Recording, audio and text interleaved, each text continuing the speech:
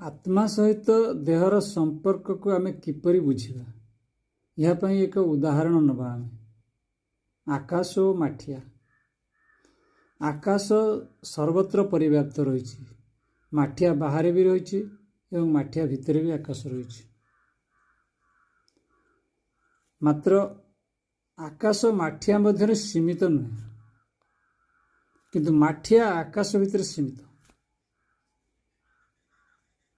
एठार बुझा हम जे माठिया हूँ सीमित, आकाश हूँ असीमित।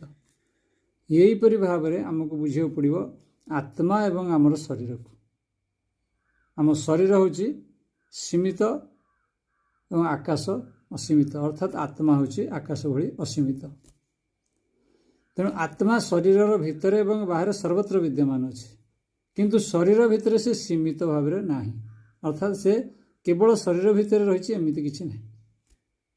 आम केवल जदि कहवा जे आत्मा केवल शरीर भितर अच्छी, यह भूल हम। आत्मा सर्वत्र विद्यमान, शरीर यार गोटे काउंटर पार्ट भली अच्छे।